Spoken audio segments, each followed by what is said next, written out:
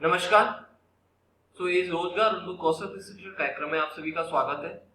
इस प्रशिक्षण कार्यक्रम के पिछले सेशन में हमने कंप्यूटर की बेसिक कार्य प्रणाली के बारे में जाना था कि कंप्यूटर पहले इनपुट लेता है यूजर से, उपयोगकर्ता से, फिर उस इनपुट को प्रोसेस करता है और उपयोगकर्ता को उस प्रोसेसिंग के बाद जो संसाधित डेटा है, जिसे हम इंफॉर्मेशन बोलते हैं, वो उपयोगकर्ता को भेजता है। और ये कार्य प्रणाली हमने ब्लॉक डायग्राम के बारे में के थ्रू समझी थी। तो कौशल विश्लेषण के आज के इस सेशन को स्टार्ट करते हैं। आज के सेशन में हम जानेंगे कि कंप्यूटर सिस्टम के जो सामान्य कार्य है वो क्या है। देखा जाए तो कंप्यूटर सिस्टम के 4 सामान्य कार्य हैं। पहला है इनपुट, दूसरा है प्रसंस्करण जिसे हम प्रोसेसिंग बोलते हैं, तीसरा है उत्पादन मींस आउटपुट, और उसके बाद है भंडारण मींस स्टोरेज। तो पहला हम देखते हैं इनपुट। तो इनपुट का क्या मतलब है कि डेटा और निर्देशों का उपयोगकर्ता से कंप्यूटर सिस्टम में स्थानांतरण की प्रक्रिया को इनपुट कहते हैं। इनपुट मींस कंप्यूटर को कुछ प्रोसेसिंग करने के लिए कुछ डेटा चाहिए, और डेटा कहां से मिलेगा? उपयोगकर्ता से मींस हमसे। तो उन डेटा और निर्देशों का उपयोगकर्ता से, यूजर से कंप्यूटर सिस्टम में जो स्थानांतरण होता है उसकी प्रक्रिया को क्या कहते हैं? इनपुट मींस कंप्यूटर कुछ ले रहा है किससे? उपयोगकर्ता से। तो वो डेटा निर्देशों का उपयोगकर्ता से कंप्यूटर सिस्टम में अंतरण को इनपुट कहते हैं। किसी भी मानक उपकरण या घटक जो एक उपयोगकर्ता कंप्यूटर को निर्देश देने के लिए उपयोग करता है उसे मानक इनपुट डिवाइस के रूप में जाना जाता है। कंप्यूटर उपयोगकर्ता से डेटा और जो इंस्ट्रक्शन है वो किस के थ्रू लेता है? वो लेता है इनपुट डिवाइस के रूप में। ठीक है, तो हम दूसरे शब्दों में कह सकते हैं कि कंप्यूटर अपने इनपुट उपकरणों का उपयोग उपयोगकर्ता से निर्देश प्राप्त करने के लिए करता है। तो एक तरह से बोल सकते हैं इन इनपुट डिवाइस का उपयोग कंप्यूटर और उपयोगकर्ता के बीच में संवाद स्थापित करता है। तो कंप्यूटर उपयोगकर्ता से जो जितने भी डेटा है वो इनपुट डिवाइस के रूप में के थ्रू प्राप्त करता है। तो इसके एग्जांपल देखा जाए तो सबसे आम इनपुट डिवाइस कौन कौन सी है? कीबोर्ड और माउस। कीबोर्ड में जहां हम कुछ लेटर्स या नंबर्स टाइप करते हैं और वो डेटा इनपुट के थ्रू कंप्यूटर में जाता है और उस डेटा को प्रोसेस किया जाता है। माउस भी आप सभी भली बात नहीं चाहते हैं, जिससे हम कर्सर और लोकेशन को लोकेट करते हैं। इसके अलावा इनपुट डिवाइस के और कौन कौन से एग्जांपल हैं? स्कैनर में जब कोई भी डॉक्यूमेंट स्कैन करते हैं, ठीक है, और माइक्रोफोन। हम बोल सकते हैं कीबोर्ड, माउस, स्कैनर, माइक्रोफोन, ये सब इनपुट डिवाइस के उदाहरण हैं। नेक्स्ट की स्लाइड में यहाँ पर सभी इनपुट डिवाइस को एक कंबाइंड फॉर्म में दिखाया गया है, जिसमें आप देख सकते हैं कीबोर्ड दिया हुआ है, माउस है, जॉयस्टिक है, माइक भी एक इनपुट डिवाइस है, बारकोड रीडर। हम कभी शॉप पे जाते हैं, कोई मॉल में जाते हैं, वहां पर कोई भी हम प्रोडक्ट होता है तो उसको हम स्कैन करते हैं, तो वो बारकोड रीड से करते हैं। तो बारकोड रीडर भी एक डिवाइस है। Pen, web camera, touch screen, ठीक है। तो ये जितनी भी डिवाइसेस हैं ये सब इनपुट डिवाइसेस हैं। ओके, चलिए हम आगे चलते हैं। उसके बाद हम देखते हैं प्रसंस्करण मींस प्रोसेसिंग, कि एक बार अब कंप्यूटर को उपयोग करता है, यूजर से डेटा मिल गया है, उसके बाद वो उस डेटा को प्रोसेस करता है कुछ दिए गए निर्देशों के आधार पर। तो एक बार इनपुट फंक्शन द्वारा डेटा निर्देश प्राप्त होने के बाद कंप्यूटर प्रोसेसिंग फंक्शन शुरू करता है, और इस फंक्शन में कंप्यूटर निर्देशों के अनुसार डेटा को संसाधित करता है। निर्देश कैसे समझ सकते हैं? सपोज हमने एक एमएस वर्ड की फाइल खोली हुई है और उसमें कुछ डेटा टाइप कर रहे हैं, और उसके बाद हम कुछ टेबल क्रिएट कर रहे हैं। तो टेबल जो क्रिएट कर रहे हैं तो टेबल क्रिएशन के जो निर्देश हैं उनके अनुसार ही कंप्यूटर डेटा को प्रोसेस करेगा। यदि हम दूसरी एमएस वर्ड की फाइल खोल रहे हैं और उसमें हम कुछ पिक्चर्स डाल रहे हैं, इंसर्ट कर रहे हैं, ठीक है, तो उन पिक्चर्स इंसर्ट के निर्देशों के अनुसार ही उस डेटा को वो प्रोसेस करेगा। तो कुछ निर्देशों के अनुसार डेटा को कंप्यूटर संसाधित करता है या प्रोसेस करता है। निर्देशों के अनुसार इनपुट डेटा को संसाधित करने के लिए कंप्यूटर किसका उपयोग करता है? तो बेसिकली प्रोसेसिंग में कंप्यूटर किसका यूज करेगा? CPU means central processing unit. तो एक सीपीयू कंप्यूटर का मुख्य प्रसंस्करण घटक है, ये उपयोगकर्ता के निर्देशों को संसाधित करता है और कार्यक्रमों को निष्पादित करता है। ठीक है, तो प्रोसेसिंग का मेन काम कौन करता है कंप्यूटर में? CPU, central processing unit. Processing के बाद तीसरा जो चरण है वो है उत्पादन, मींस आउटपुट। सो इनपुट डेटा को संसाधित करने के बाद सीपीयू संसाधित डेटा को या फंक्शन को आउटपुट डिवाइस पर भेजता है।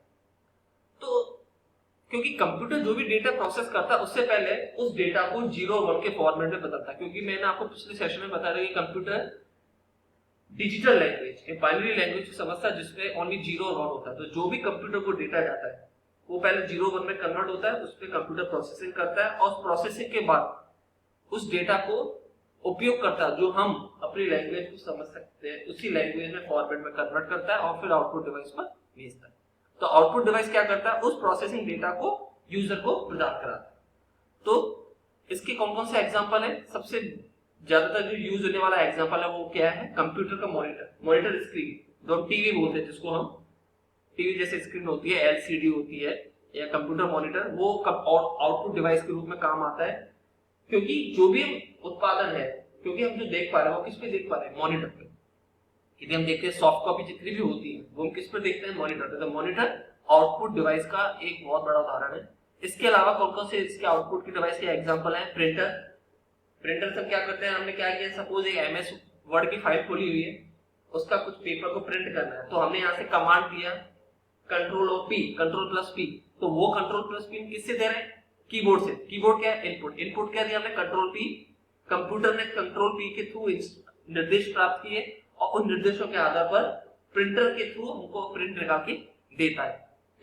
तो सॉफ्ट कॉपी को हार्ड कॉपी में कन्वर्ट करता है, किसके थ्रू? प्रिंटर। तो प्रिंटर से क्या हो रहा है? आउटपुट निकल रहा है। तो प्रिंटर एक आउटपुट डिवाइस है। स्पीकर, जिसके थ्रू आवाज सुनते हैं, स्पीकर। और प्रोजेक्टर, प्रोजेक्टर के थ्रू जहां एक स्क्रीन पर कुछ दिखाते हैं, तो प्रोजेक्टर भी आउटपुट डिवाइस का उदाहरण है। और प्रत्येक आउटपुट डिवाइस एक अलग रूप में डेटा को प्रस्तुत करता है। जैसे मैंने बताया, मॉनिटर सॉफ्ट कॉपी को में जिससे हम देख सकते हैं, प्रिंटर हार्ड कॉपी मींस एक पेपर निकल के आता है, प्रोजेक्टर के थ्रू भी हम एक स्लाइड को स्क्रीन पर देख सकते हैं, स्पीकर आवाज के रूप में हमको आउटपुट प्रोड्यूस करता है। उसके अलावा एक यूजर अपनी उपयोगकर्ता अपनी आवश्यकता के आधार पर कंप्यूटर से 2, 3 या अधिक आउटपुट डिवाइस कनेक्ट और उपयोग कर सकता है। जैसे हम देखते हैं कि प्रिंटर को उपयोग करता है 2-3 कंप्यूटरों के साथ शेयर कर सकता है, ठीक है, जिसमें हम नेटवर्किंग के थ्रू करते हैं ये सब काम। लेकिन उदाहरण के तौर पर बताना चाहूंगा कि जैसे एक प्रिंटर है, तो जरूरी नहीं कि हमारे 5 प्रिंटर, तो हर 5 प्रिंटर के साथ 5 कंप्यूटर, तो 5 कंप्यूटर के साथ 5 प्रिंटर लगाए, नहीं। हम नेटवर्किंग के थ्रू भी एक प्रिंटर को 5 कंप्यूटरों से जोड़ सकते हैं और हर कोई भी कंप्यूटर जो प्रिंटर से जुड़ा हुआ है वो उससे प्रिंट निकाल सकता है। आगे चलते हैं।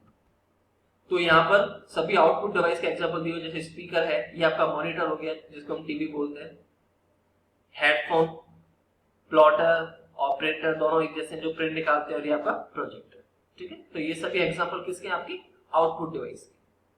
आगे चलते हैं। उसके बाद जो चौथा चरण है वो है भंडारण, क्योंकि कोई भी डेटा जब प्रोसेस हो रहा है तो उसको कहीं ना कहीं उसको भंडारण भी करना, उसको सेव भी करना है, स्टोर करना है। तो डेटा और सूचना संग्रहित करना कंप्यूटर का चौथा प्रमुख कार्य है। यह फंक्शन हमें बाद में उपयोग के लिए संसाधित डेटा को सहेजने की अनुमति देता है।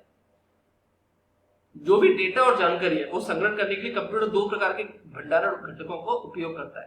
पहला है अस्थायी और दूसरा है अस्थायी।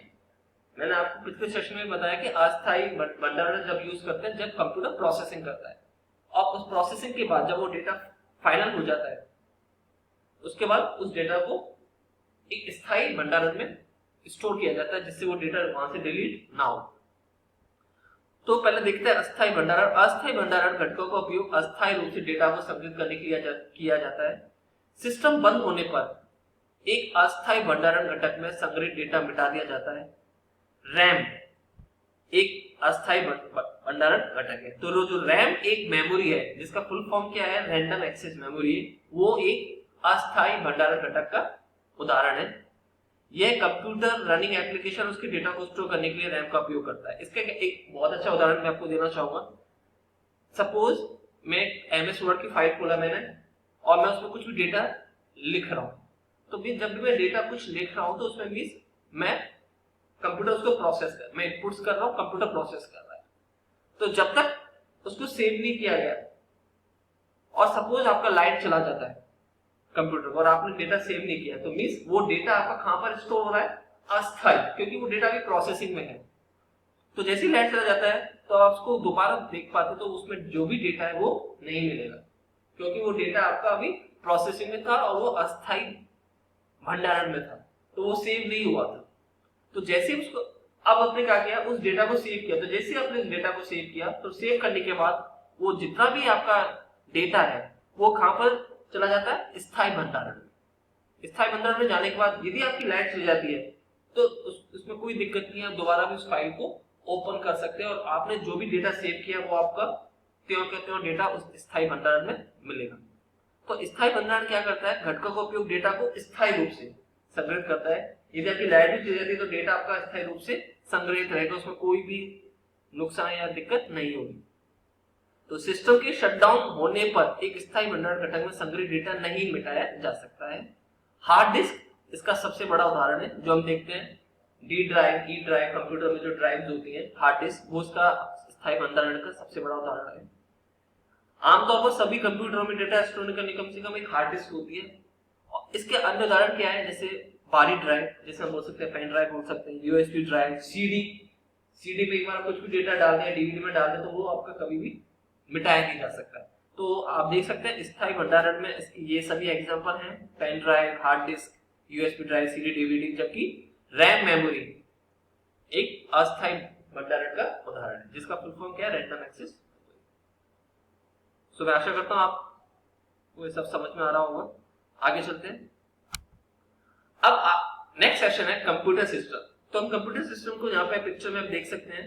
कंप्यूटर सिस्टम बेसिकली दो घटकों का, दो मुख्य तत्वों का एक बिंदु है। पहला जिसको हम बोल सकते हैं हार्डवेयर और दूसरा जिसको हम बोल सकते हैं सॉफ्टवेयर। ठीक है, सो हार्डवेयर और सॉफ्टवेयर क्या है और इनकी बेसिक, इन दोनों में क्या डिफरेंस है, ये हम इस पिक्चर के कार्यक्रम के अगले सेशन में देखेंगे। मैं आशा करता हूं आपको जितना भी समझाया जा रहा है पूरा आप समझ रहे हैं और उसका ज्ञान अध्ययन भी, मैं आशा करता हूं वो आप उसी मनोयोग से ज्ञान अध्ययन भी करेंगे। तो आज के सेशन के लिए बस इतना ही। धन्यवाद।